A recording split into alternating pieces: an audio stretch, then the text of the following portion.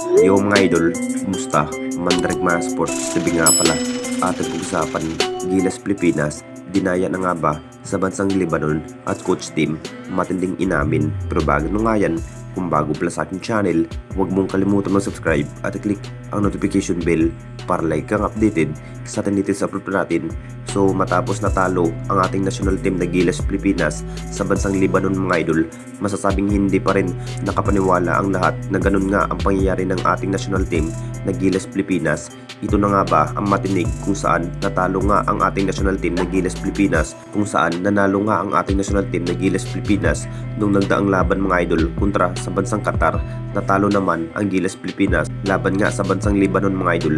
Marami na rin ang nakapagtataka kung bakit maraming tawag nga ang Gilas Pilipinas, kung saan nanghihinayang pa rin itong si coach team kung bakit ganun nga ang sinapit ng mga player. Ito na rin ang hinihintay ng lahat. Marami na rin ang nakapagtataka, dinaya na nga ba ang ating national team na Gilas Pilipinas laban nga sa bansang Lebanon, kung bakit napakasaklap nga na pagkatalo ang Gilas Pilipinas sa Doha International Cup. May isang talo ang Gilas Pilipinas at isang panalo. May reklamo pa rin ang Gilas Pilipinas kung bakit na parang dinaya na nga ba ang ating national team na Gilas Pilipinas. Alam naman nating lahat mga idol, si Justin Brownlee pa rin ang naghalimaw at ginamitan nga ng takeover ang nasabing import.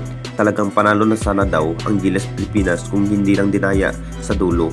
Nakapagtala nga ang ating naturalized player na si Justin Brownlee na may 21 points. Pinatunayan pa rin ang nasabing import na hindi pa rin basta-basta ang bansang Pilipinas mga idol.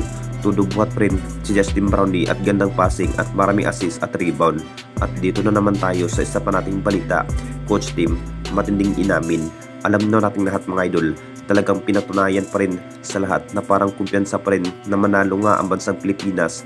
Lumakas pa rin ang puwersa sa ilalim kung saan hindi pa rin maganda ang naging tawagan ng official kung bakit napasigaw nga ang nasabing head coach ng Gilas Pilipinas na si coach team.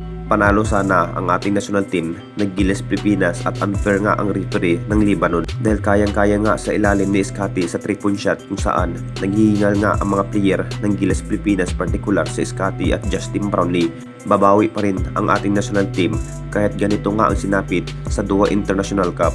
May inamin naman itong si coach team, talagang mahigpit pa rin ang kanyang magiging defense. Kumpletong line-up nga ang Gilas Pilipinas na may Calvin Octana at Scotty at Justin Brownlee at Dwight Ramos.